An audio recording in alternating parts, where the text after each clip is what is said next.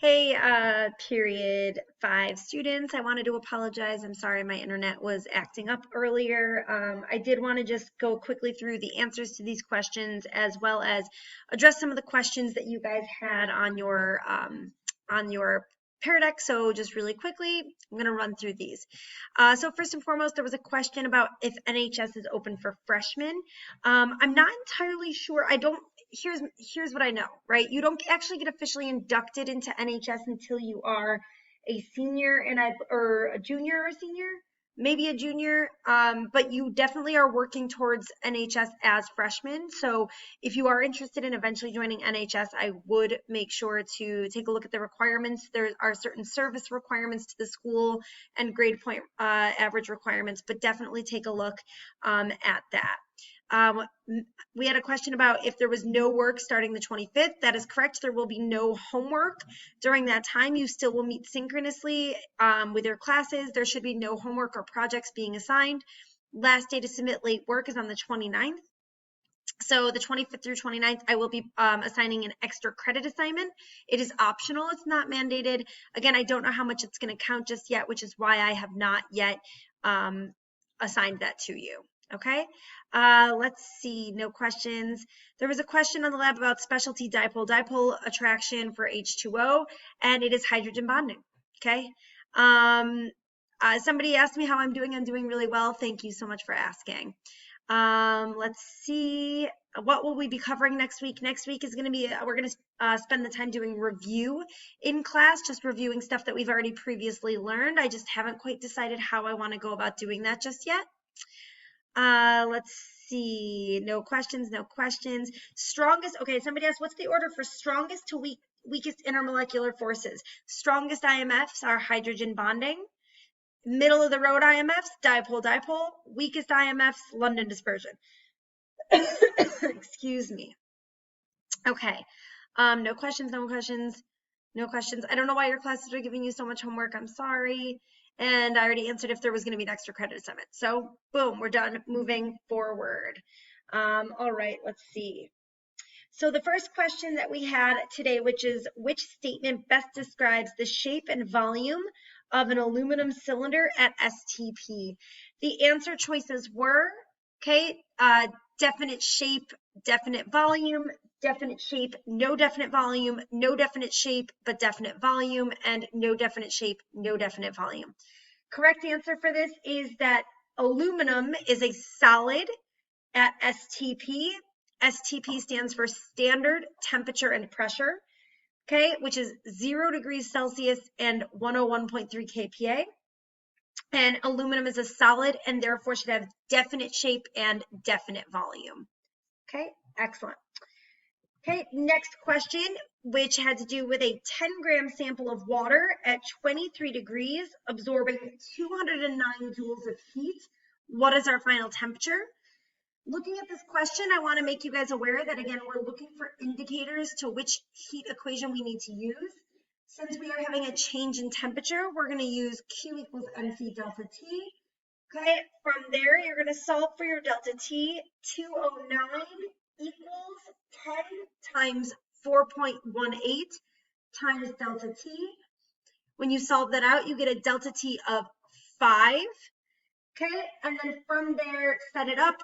5 delta T, which is 5, is equal to TF minus 23 degrees, which is TI, which will give you a final temperature of 28 degrees. I also wanted to point out that in this problem, it does mention that we are absorbing heat energy. If we are absorbing heat energy, then that means that our temperature is going to increase. So the answer could not be 18 degrees, and it could not be just 5 degrees. All right, awesome. Next question. Particles of which sample of lithium chloride have the same average kinetic energy as the particles in a 4-mole sample of water that's liquid at 15 degrees? Now, there is a lot of stuff in this problem that actually has nothing to do with the problem. So if we read through this question, the most important words are same average kinetic energy. So average kinetic energy, we've discussed in this unit, is synonymous with temperature. So if you eliminate the terms average kinetic energy and input the word temperature, your problem now becomes the particles of which sample of lithium chloride have the same temperature as the particles in a 4-mole sample of liquid water at 15 degrees. Now, there's also a lot of just stuff in here we don't need, like 4-mole sample, or the fact that water is a liquid and lithium chloride is a solid. So again, eliminating those, the question really asks, the particles of which sample of lithium chloride have the same temperature as the particles in a sample of water at 15 degrees, aka which sample has the same temperature. So looking at your answer choices, the correct answer was 2 moles at 15 degrees. The only reason that's the correct answer is because it's at 15 degrees. Next question is about water. Water will boil at 50 degrees if the pressure on the water surface is. This is a question where you need to take a look at your reference table H, okay, at the reference table H. In this problem, I don't have my annotate feature marked on right now, but so I'm just going to talk you through it. Our temperature is 50 degrees. They want to know at what temperature will water boil if the pressure on the surface is at that pressure, right? Or at what pressure it would be. So again, we talked about this in class, but vapor pressure is used synonymously again with atmospheric pressure, because in order for a liquid to boil, vapor pressure pushing upward has to be equal to the pressure pushing downward. So we use that synonymously. So all we have to do here is take a look at 50 degrees and read upward. Note that the water line intersects that 50-degree point at somewhere between 10 and 20, much closer to the 10 side. So the correct answer for this was 12 kPa. Okay, it was 12 kPa. All right, so let's continue our presentation. Which phase change is accompanied by the release of heat? Okay, by the release of heat. So with this question, there were 4 phases or 4 phase changes listed. Okay, this was solid to gas, solid to liquid, liquid to gas, or liquid to solid. Correct answer here, should be liquid to solid. The reason being, we are talking about a release of energy, which is exothermic. Okay, this is going to be on a cooling curve. So we're looking for a phase change that would be on the cooling curve or going from gas all the way to solid. Another way to easily do this, if you can't remember that, is that if you look at your answer options here, solid to gas, solid to liquid, and liquid to gas all belong on a heating curve. So you can play the game, one of these things is not like the other.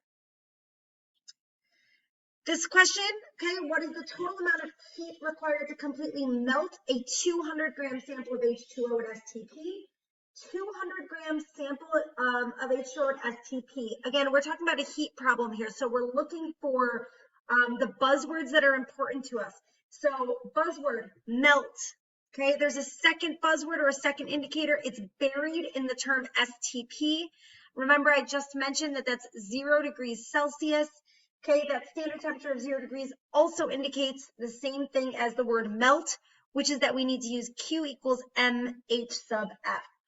So you end up with Q equals 200 multiplied by the heat of fusion of water, which is 334 joules per gram.